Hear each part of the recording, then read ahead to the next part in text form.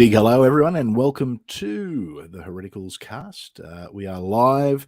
Well, depending on where you're listening to this, we could be live. You could be listening to this down the track. We are live on YouTube at the moment. Maybe you're watching on Rumble, Spotify, or wherever else, Apple, wherever else we're going to be getting all of these uploaded. So it is an interesting day we've got today. We've got a really cool guest. But before I get to that, if you haven't already, wherever you are with us, just make sure you hit the like, subscribe, hit the notification bell, do whatever it is. Look, all we're asking is give us a go. Give us a go. If you like us, hang around. If you don't, hit the unsubscribe. You absolutely lose nothing. It costs nothing to subscribe. So today we have got, we'll call him a friend of the channel. We've had a bit of an interesting journey with him history on the channel. We've had our ups, we've had our downs, but ultimately I think what we've discovered is we probably have a lot more in common than we don't. And we've kind of learnt to, well, I think we've learnt to accept differences and discover that we have some good conversations. So Isaiah Diesel from the RHE podcast, mate, how are you today? First of all, thank you so much for having me today, Chris. And yeah, I'm so happy to be past all that nonsense from the past. But, actually, sometimes whenever you have some beef, whenever you fight someone, actually, you wind up forming stronger relationships than had you not before. So it's interesting dynamics in life. It's like the old thing where you get the two fighters who hate each other pre-fight and they're slagging each other off, and they belt each other for 5 rounds, and they come out of it with this profound respect for each other. Maybe absolutely maybe that's what's happened. Just without the fisticuffs. Yeah, I will say this, that I definitely built my respect on you the last talk, because normally, I'll tell you the honest truth, normally when I talk to somebody and we start mentioning history, it is normally a complete one-sided, like people just cannot hold their own with me with history, because I'm just someone who's a little bit obsessive about history. And so it was really surprising to go with someone who knew more than I did. So yeah, the respect definitely was gained. Well, yeah, I guess, considering the study, I'd certainly hope I'd done it right. Mind you, you held your own. I mean, considering I'm someone who's academically qualified in the field, and you're a layman, right. I think it's fair to say that your knowledge on history is probably a lot better than 90% of people out there. Like, there's no two ways about that. Yeah, well, one, I have a degree in history, but two, it's something that really, really, really fascinates me. So whenever I was in Bible college, and there was only like 3 history majors in there, so we all knew each other, but it's definitely a very unique group of people who you have to be kind of a loser, actually. You have to be a loser so I'm sorry, Chris. You have to be a loser to be into history. So yeah, I'll take it as it is, but we're a very unique group of people. No, man, we're the cool kids. So we tell ourselves that all the time. Trust me. So, Isaiah, you host the RHE podcast. So, for those who are watching, why don't you give us the quick TLDR on what is the RHE podcast and how it came about? Yeah, Chris, funny enough, it came about because one of my very good friends is an atheist, and he invited me into this atheist society group. And when I went into the group, they were posting a lot of really, really bigoted stuff towards religion, and one of the guys in particular was posting a lot. So whenever they had a meeting, I went there and I tried to search him out, and I found him, but he happened to be there with his wife and with his son, his newborn son. And so they actually brilliantly had it at a pizza parlor, and so we got a pizza, we had a few rounds of beer, and honestly, we probably talked for about 2 hours, and we didn't even talk about God. It was just about our lives, and I found I had so much in common with this guy. The last thing I wanted to do was to sit there and debate him. I wanted to learn about him and see things from his perspective. And so later on, a couple of years later, we got the idea to do the podcast together, having a Christian and an atheist, and just sit down having, rational, respectful conversations. So that's pretty much how it got started. Now, one thing I have promised everyone is there'll be no religion talk today. So if you came here expecting the big debate, you're going to be disappointed. You're going to be disappointed because we're having a nice conversation today. So that's going to be.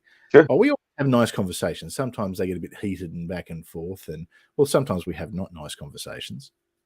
We have had a few of those in the past, but that's all good. For those who don't know, I guess to give the brief background, when I was doing more religious focused content, I came across Isaiah, and there's a few debates, a bit of back and forth, and a little bit of a falling out before we found a bit of mutual ground and discovered that Sure. the other one wasn't as bad as we thought. And we've had a few conversations since, and it's. And I did meet up with six pack alum Mr. Scumbag in the UK. That dude was super cool. We had a really good time. I'm not gonna lie, I was jealous. I was jealous when I saw that, but I did have to go and do my own version of that. I actually caught up with Maddie, almost to Dr. Maddie. Oh, right. Up in Sydney. So we went up there at the end of the year or just before Christmas, actually, for my wife's birthday. She wanted to go to Sydney, so we went up there, and I flicked him a message and said, "Mate, we're gonna have to catch up for that whiskey." And we did. We caught up, had a couple of whiskeys, and man, I could have spent the entire night there. If it wasn't my wife's birthday, I probably would have. It would have been a big night. But no, good guy. So something I find interesting about you. Obviously, I think most people would pick up that that you're American, but you actually live in South Korea.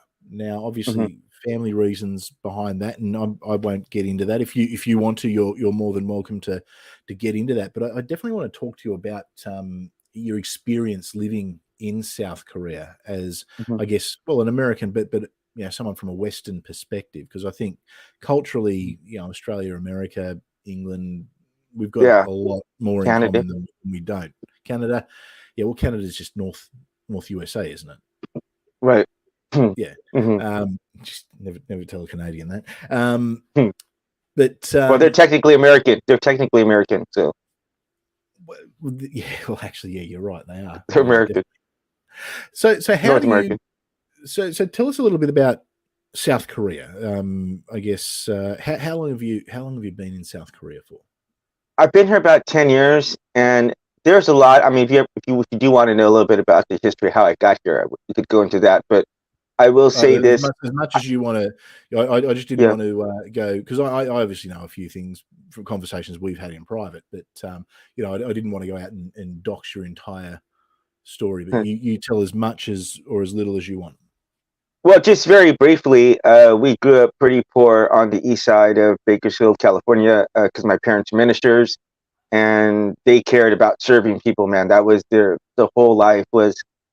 I mean, we adopted like 10 kids into our home growing up, but my mom was obsessive about Asia, and although we didn't have the money to like travel or anything, she would show us movies and music, and like whenever there was a wedding or a graduation, we'd always go to a really nice Chinese restaurant, and they had these terracotta statues going in there, and it really fascinated me.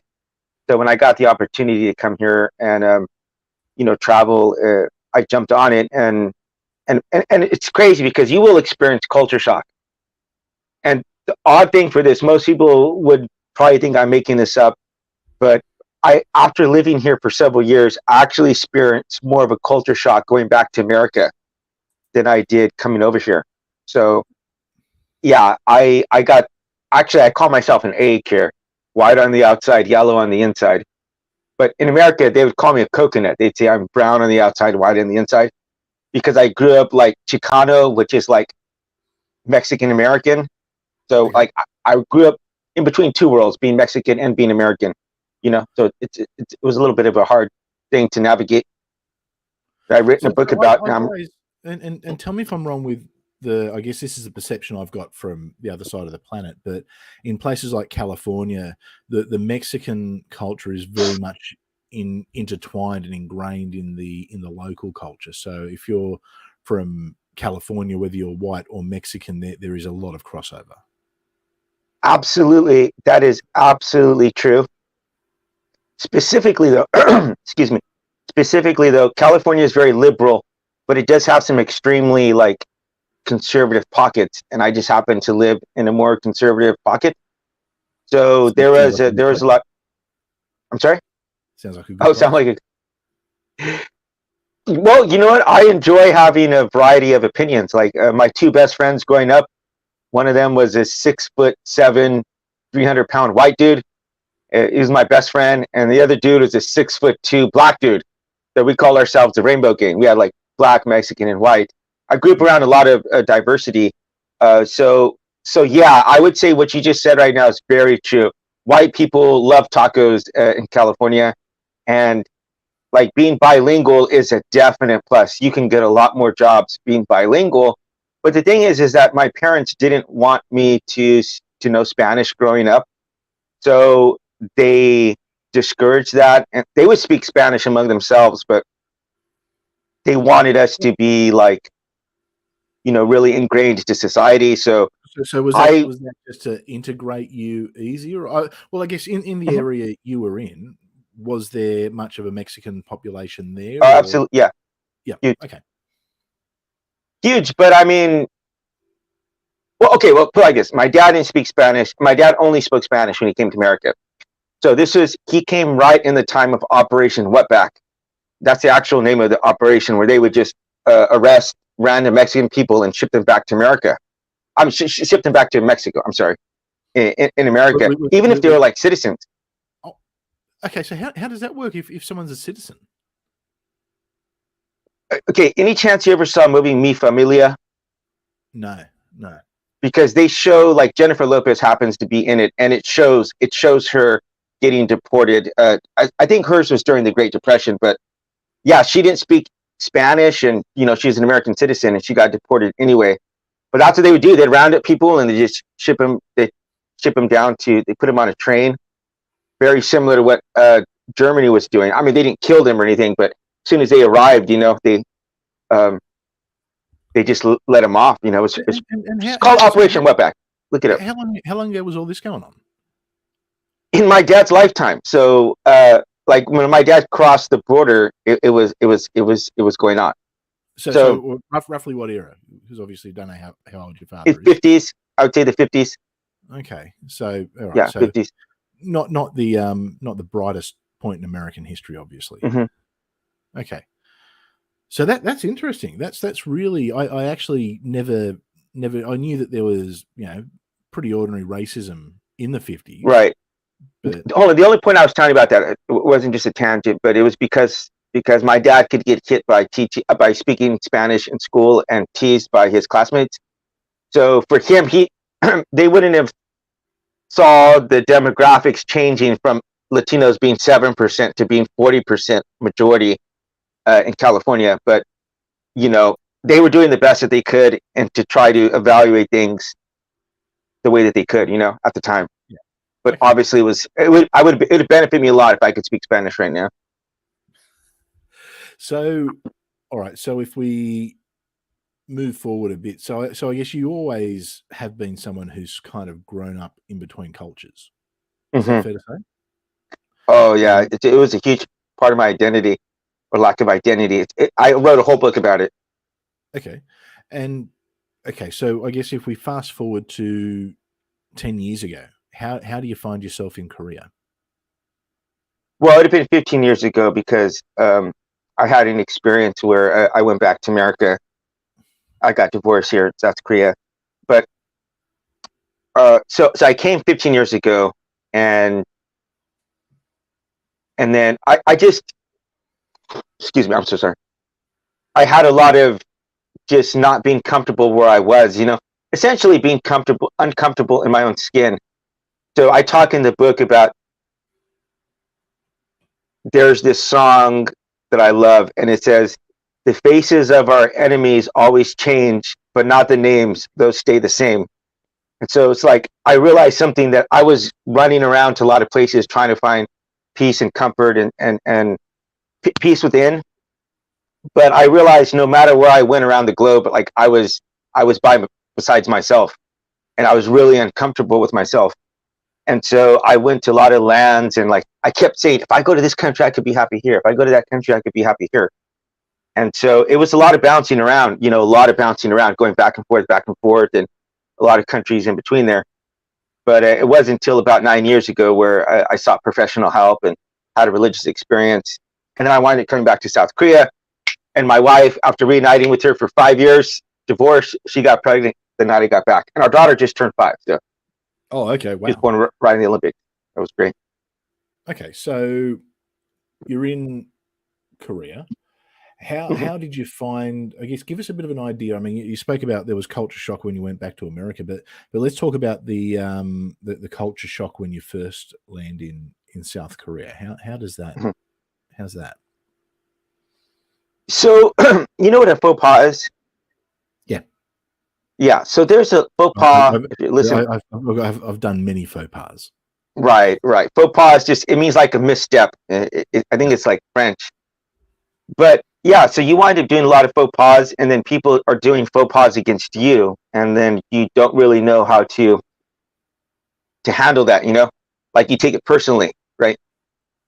I'll give you one example. When I first got here, you're supposed to give things with 2 hands, right? Like this. It's a very, very safe, very respectful thing. And if you think about it, if someone's holding something out with 2 hands, it's like it would be really strange for you to take something really quickly with 2 hands. It would look really weird. But you could definitely snatch something out of someone's hands really quickly like that. So I wind up doing that to my boss, and then she wind up telling my coworker, like, "Oh, Isaiah's like really a disrespectful person."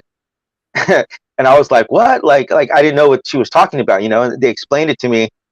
And then I had another experience where I met this girl for the first time, and you're supposed to establish who's older in the Korean culture, because there's the levels of speaking. And so she asked me my age, and I said, "Well, how old do you think I am?" And she said 32. And I was only 25 at the time, and I got really offended. I'm like, "Why do you think that?" And she's like, "Oh, well, your forehead is so big," saying like my hair was receding, which it was. And I got so offended by that, and I told her, and she her face turned red. She couldn't even look at me anymore. She was like so. She was on the verge of tears. She couldn't believe that she had offended me like that.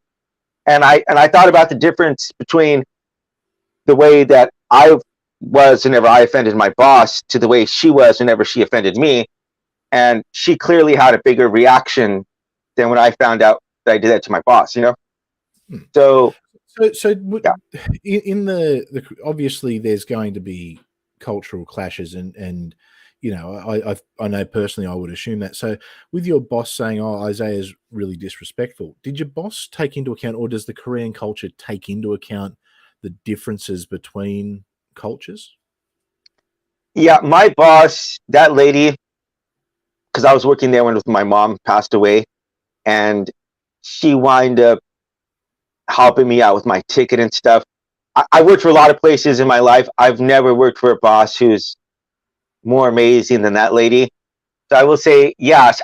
You can give some grace. It's like if you go to America and you encounter someone, or in your own country, let's say Australia, and you see a Chinese person or something, and they're doing something that's maybe against norms, you might try to explain it to them, but then you also got to understand this person clearly does not know any better in this circumstance, and Asians being very respectful people, if they knew better, they wouldn't be doing it. So it's like, my thing, Chris, is like very, very strongly with RHE is that like, I don't know everything. I have people on, I try to learn from them. But I'm very aware of the fact that I have shortcomings and flaws and lacks of knowledge. So I don't present myself as being perfect or genius or anything like that. I'm a flawed human. But that's obviously something. So you found that that Korea will, or Koreans will, accommodate for that. Sure. Yeah. All right. So obviously that's an example of culture shock. How did you find? I guess I think it's one thing to visit a foreign country. How did you adjust living in that? Obviously, you've got a Korean wife, so that I guess she would be able to assist you with a lot of things, I would imagine. Yes, but like no matter how much, okay, like I would say this, being American is your default. Okay, being American is default, and so specifically, I was raised in the East Side with Latinos, where there's a lot of machismo. I would these days they call it toxic masculinity, So I also had to deal with that. Also had to deal with this, like, don't cry, don't seek help if you need it. And so I had to get rid of a lot of that, to jettison a lot of that, to progress forward, because those kind of things were cost me a lot of relationships, honestly. Being trying to solve things the way that I saw conflict resolution solved growing up, like that, you take that into the real world, it could get a little messy, Yeah, that makes sense. Okay, so if I were, so you're writing a book at the moment, and you're about cultural differences. We did talk about that. Give us a bit of a background on what's the book.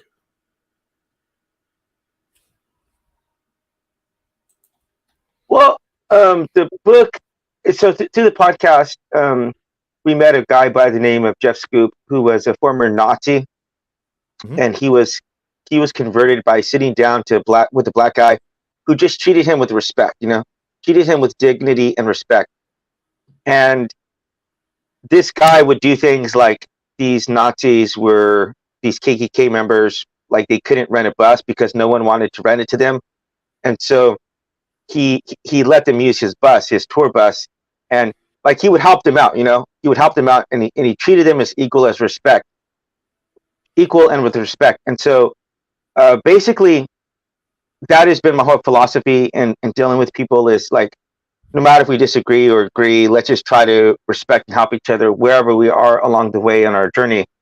And so the book has come about by meeting that guy and really hearing his story, and how relating to him, even though I'm a Mexican, hearing a lot of the things that he went through, and connecting to him, and understanding that that, like, we may no one's like, I'm never going to be able to understand you. You're never going to be able to understand me completely. Like, I'm a Christian. You're an atheist. Had I had your experiences, I'd probably think exactly like you. And had you had my experiences, you'd probably think exactly like me. So yeah, maybe. I think there is that individuality, though, that comes into it. I mean, I know people who have had virtually identical situations to me, but the life is completely different. You see people all the time who, you could have a great example is brothers growing up, same circumstances, same life. One goes in one direction, the other goes in a completely different. Hitchens is a great example. Christopher Hitchens, famous atheist. His brother Peter Hitchens, famous Christian. I don't know about him specifically, but I do know that there's something called birth order, like, and I talked a little bit about this, like, sometimes just literally how you're born and your birth order may determine something huge in your life. Huge example is, like, this may be the most extreme example, but this Prince Harry and William, that just shows just who happened to be born first wind up determining a huge part of their life, and also you have things like an extreme example there. That's an extreme example. That's an extreme example. What do you think of Harry? What do you think of him? As an American living in a non-Commonwealth nation, what do you think of Harry? What are your thoughts? I read his book, or I did the audio book two times in preparation for the book, and because I actually happened to be in the UK whenever they dropped the series, and I would say there was a lot of stuff that I related to. Again, he's an extreme example, but I had similar things like that with my mom passing away, and then me not being able to accept it for like 7 years. For 7 years, I was in extreme denial until I sought professional help. So there's a lot of things I really, really connected to, especially being like set on a pedestal. I didn't have anyone papping me, paparazziing me, taking pictures of me, but my parents are ministers, and so I was on a magnifying glass. Like, I would be out messing around with a bunch of guys here, like from the youth, and then we'd get caught, and they'd be like, they would look at everybody and they'd be like, "Aren't you the pastor's kid?" And I was like, "Yeah." They're like, "Don't you know better to be doing this?" And I'd be like, "Yeah, actually I do know better." And they're like, I'm like, "Well, do you not think I would make a mistake? Like they gave me no grace whatsoever. Every church I ever saw, I reckon the pastor's kid was always like the one who, if anyone was going to muck up, it was the pastor's kid. Yeah. Like if there was some shady stuff going on, yeah. I'll put it this way: if there's someone selling cigarettes behind the back of the hall, it was the pastor's kid. I related a lot to his book, but on the other hand, it's like there's just a little bit of logical deduction you can use and try to read between the lines, because if you read between the lines in his book, you will definitely see that he was messing up a lot and his wife was messing up a lot too.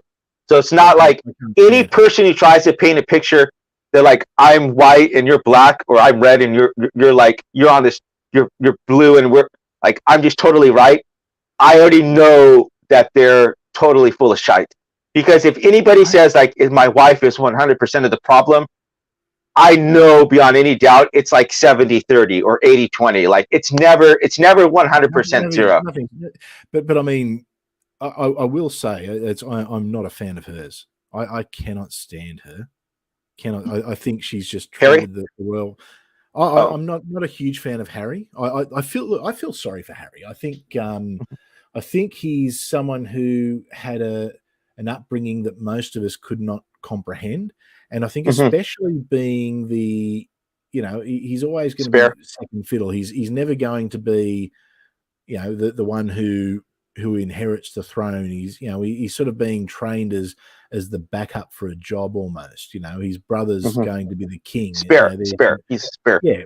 Whereas I think, I'd like to think with myself and my brothers, there's an equality there. Even though I'm the oldest, I would think that, we're all reasonably equal, but you wouldn't get that. But I also think he's acted like a complete fuckwit at times, and his wife Megan, a todger. He's been a todger.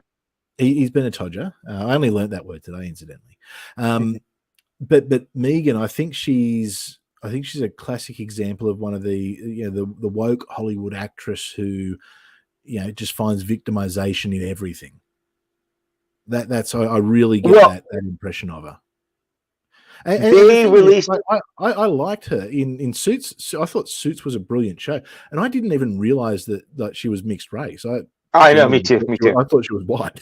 Not that it really. I mean, I don't really care. It wouldn't have made any difference to the story or her acting ability, obviously. But it was only. I didn't know who she was. Honestly, I didn't care.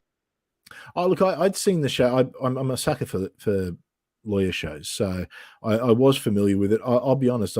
After she started dating Harry, that's when I kind of went, "Oh, hang on, I'm really going to have a look at this show."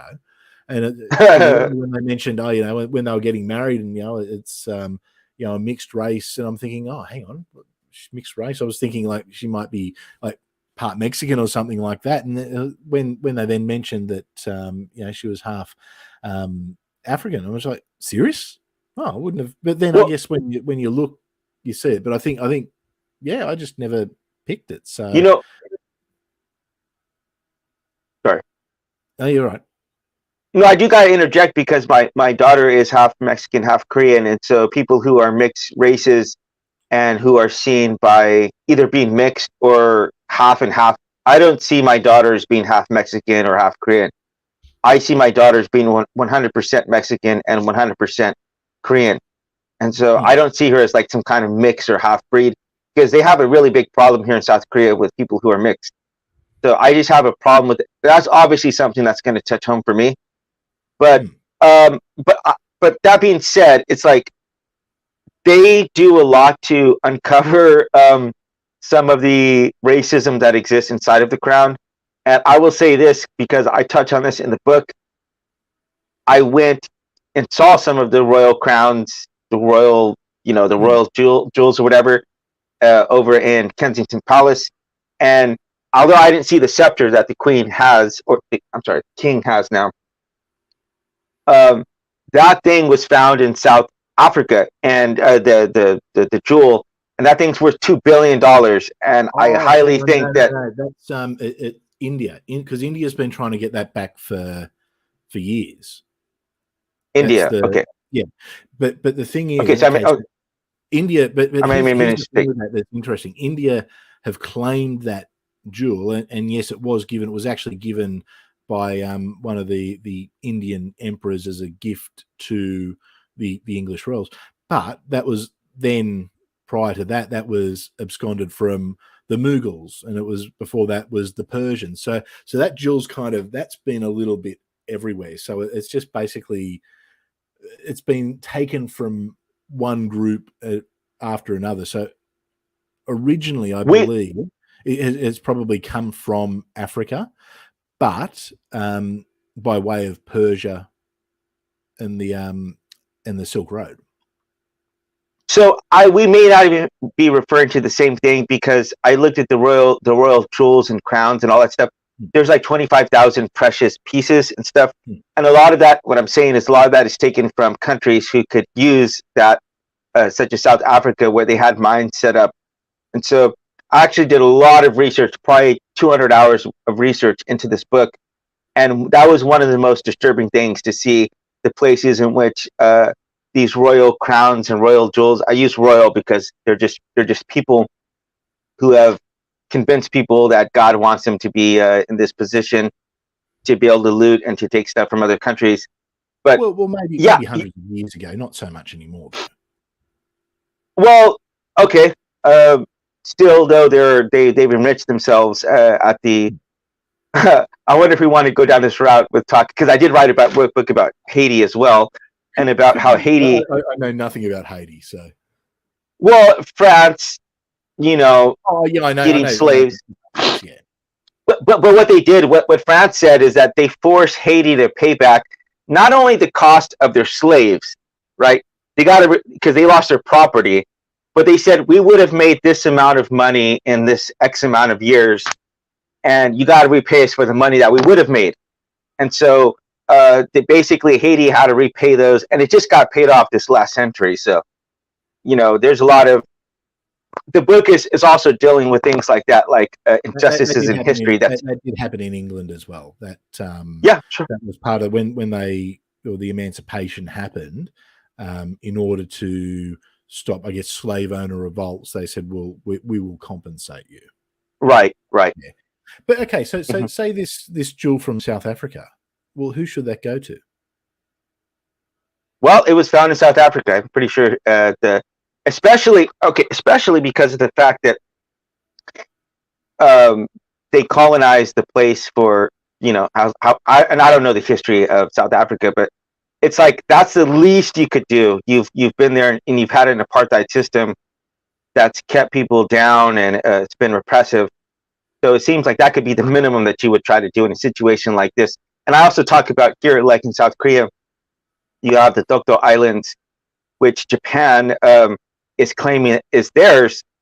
And it's like, okay, Japan, you've killed millions of people here in South Korea. You've colonized this country for decades. And like, the minimum you could do is not try to claim the things are not yours. Things are yours that are not yours. That could be, it's like the minimum. The maximum you could do is to try to compensate the comfort women who the Japanese people, the Japanese soldiers enslaved and raped and murdered. Yeah, the Japanese, it's weird because, you see the Japanese as such a, I guess in modern times, such a respectful culture. Yeah, right. I think Japan's a place that I would love to spend a lot of time in. But you look back at history and what happened, man, they were fucking brutal. They were torturers. In a lot of ways, they were worse than the Germans. Oh my God. But in a lot that's of ways, funny you say that, because I say the same thing. Yeah, I say the absolute same thing. I think it's because I think when you taught the war from a Western perspective, it focuses mainly on, I guess, the European theatre. It doesn't look at, but I mean, because I know like, Australian soldiers in particular were captured by the Japanese, and the stories that came back, like, they were brutal. But then you look at what was happening in, like, through Manchuria, through Korea, like, it was just deplorable. Absolutely, it was just like a lot of people did some really, really evil shit. Hey, Chris, can you plug my channel and your channel? I got to re-up. I'm all out, so I'll be right back. So for those who haven't followed Isaiah, the RHE podcast. So I will plug him. Yeah, actually, I can say whatever I want about him right now while he's just ducked off. And I guess this is the funny thing with doing a live show is we do have to account for, I guess, gaps in the live show where you're just gonna have to listen to me for a minute. But it does make it a bit interesting not doing an edited podcast. And when we do send this live, we or when we send this to other places, so if you're listening to this on Spotify, Rumble, Apple, wherever you're listening to it, you're actually going to get the unedited version that went live on YouTube, because I think that's something that isn't done too often. A live style podcast that isn't edited, isn't clean. Certainly we'll be taking clips from it, or from the podcasts for certain topics, but yeah, still it's evolving. Okay, sorry about that, Chris. That's all right. I was just rambling about the channel. So it was to Tsingtao. Speaking of China. Hold on 1 second. Hold on. When I got back from Haiti, my body was suffering from nervous tics and a lot of just it was a little bit really stressful being in there. And so when I got back, it took my body 2 months to physically recover. And so I stayed all day in bed for 2 months watching historical documentaries. So that's probably a wet dream for you, Chris.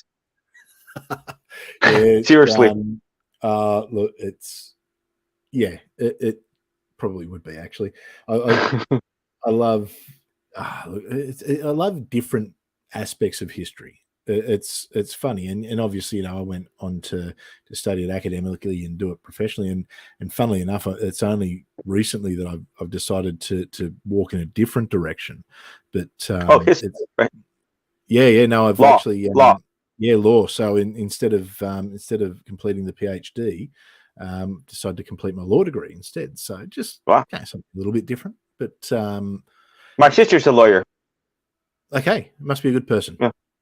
Must be a good person. Well, she's a politician, so I think that's corrupted her a little bit. Oh, that's all right. Well, you see, I've dabbled in politics. My first job, funnily enough, out of school was I actually sold cars. So really, and then went into politics, and I also did a bit of real estate. So for years, I said, I've done car sales, politics, and real estate. If I become a lawyer, I'll officially be the most hated person on the planet. And here I am. I'm going to go do a law degree. So, Chris, do you know the difference between a dog and a lawyer? I'm afraid to know. Okay, there's skid marks. There's skid marks before a dog on the road. No, when my sister was in law school, I would learn a law joke every week and call her up and tell her a lawyer joke. So it is our little. I learned a lot of lawyer jokes. I might have to avoid you for the next year or so. So, but something interesting you mentioned before that I want to touch on is you mentioned that in Korea there's a big issue with people who are seen as half-breed or they're not pure Korean. Mm-hmm. I know that that's a bit of a thing in Japan as well. So is that something that you find is sort of a bit of an East Asian cultural thing, or how do you what's your take on that, living within that culture? Well, it's interesting. If anybody takes a DNA kit, they'll understand they're like 5% this, 10% that. Oh, yeah. In America, we tend to break things down as like, I'm half this, half that. I'm a quarter this, I'm a quarter that. But that is so inaccurate. Like technically speaking, you could say I'm a quarter Italian, but if you probably break it down like by actual stats, I'm probably like 10% Italian and probably like 5% African, and so well, I mean, if you got European in you, you can guarantee you're a mix of everything, because Europe kind of it conquered and pillaged itself for years, and then you'd have North African in you as well, because the North Africans dominated. Mm-hmm. Well, it's especially if you're Mexican, having that Spanish heritage, guarantee you have got North African and Middle Eastern here. Absolutely. And the thing is that I'm just saying, like, no one's even relatively remotely close to being a pure breed as it is. But the thing is that Koreans pride themselves as being a homogenous people. So for 5,000 years, they've been mostly interbreeding with themselves. And so if you look at them, because people have this idea like all Asians look alike, right? They all have the same like physical characteristics, which sounds a bit racist until you understand that, look, they don't see it as a positive thing to breed outside of their race. They see it as diluting their blood. And so it's like discouraged. I mean, there's a famous case of Heinz Ward being he actually won the MVP in America for the Super Bowl. Okay. He's a wide receiver for the Pittsburgh Steelers, but he's half black and half Korean, and he simply could not grow up in South Korea. His mom had to move him to America because he'd get picked on so much by the kids, you know. So that's pretty extreme. I mean, considering the history for African Americans in the US having to move to America to avoid racism, that tells me that it's a pretty extreme issue. It's pretty bad. A lot of the half breed kids have to go to private schools because life is untenable in a public school. So it's pretty sad.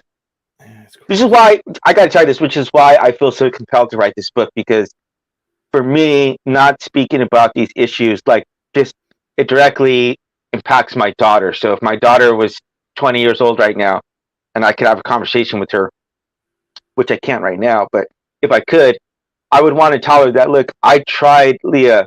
I grew up in a world that was very deeply divided and racist, and people were willing to hurt people for things that they might disagree with.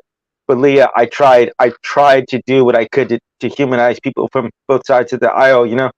And I don't always get it right perfectly, but I want to be able to look my daughter in the face and say, I went up against a machine, a monster who wanted to demonize and dehumanize and wanted to seek to hurt people and to not give people the benefit of the doubt. But I did what I could, Leah. I want to be able to have that conversation at some point. So being 5, is she at school yet? So yeah, preschool. How's she? Is she? I guess young kids probably don't really understand it much. But how are you seeing any of that so far? So I will tell you this: my wife naturally has eyes that are more like Western. They call it like a double eyelid to where their eye can actually fold here.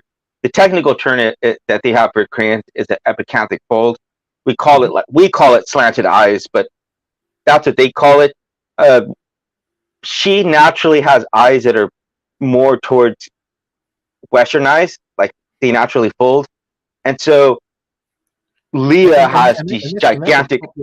That's a popular thing in South Korea as well, isn't it? To have the they get it surgically. My wife has it naturally, but Leah's eyes are just gigantic. They're just huge. They're just these huge. She looks like a bug, and so it's I know it's like it's very easy to see her, and plus she's like a little clone of me. If you put hair on me, you'd have like my daughter. So it's very noticeable, but up to this point, it hasn't become a huge issue. I am looking forward to the day in which she gets discriminated at school, because I can't wait to raise holy hell at a school over that. But they're young enough to where I don't think it's not really an issue. But I'm sure it's going to be. I've had other friends who have kids here, and so it's an issue for sure. Okay. Interesting. So it's an interesting clash of the cultures there. So look, we will wrap it up. I'm mindful that that you start work soon, and I appreciate that you've made your morning free for us. No, I'm taking a bus in an hour. Oh, there we go. So look, any final thoughts? Any final words? I guess if you could sum up the difference between Eastern and Western cultures in a couple of sentences, what would you say? Yeah, definitely the biggest difference is that, well, I write in my second book, 2 sentences will sum up the whole difference. South Korea and many places in Asia, they have this idiom that the pig that stands up gets hit down. and that's like, it's best not to rock the boat. It's best to try to fit into, society. And in America, we would say that the squeaky wheel gets the oil. And so I think we can both learn. We can both learn from each other, because I think South Korea put too much emphasis on not just South Korea, but I think many places in Asia puts too much emphasis on society as a whole. And in America, they put too much emphasis on the individual. So I think those are some extreme examples that there is a lot of good on both sides, and there's a lot of bad. But trying to find a balance in between, I think, could help a lot of people in society as a whole. I think some wise words. Isaiah, thank you very much for being a part of the podcast, mate.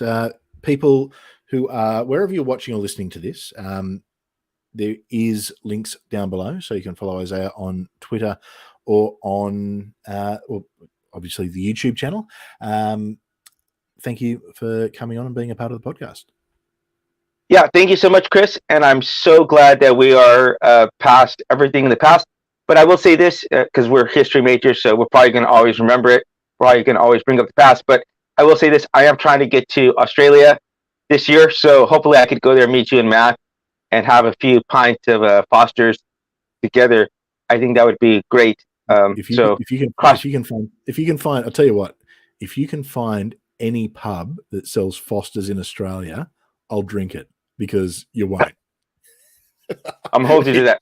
It's not here, but hey, if you can find it, you'll have done better than me, because it's no. I remember it was in one of our bottle shops once. They had a case of it, and it was like such a weird kind of.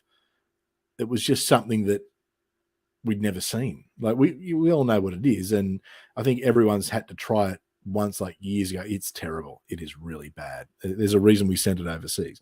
But they call it Rupus. Cat piss, actually. But I heard it was Rupus. No. We don't. You don't actually use that term here, funnily enough. But anyway, mate, thank you for coming on. When you do get over here, mate, we'll absolutely catch up, mate. I'll shout you an Australian whiskey. Okay, sounds good. So, mate, we'll enjoy it, mate. But mate, thank you very much. Thank you for everyone who's watching, listening, wherever you are on this beautiful planet. Have a wonderful morning, afternoon, or evening.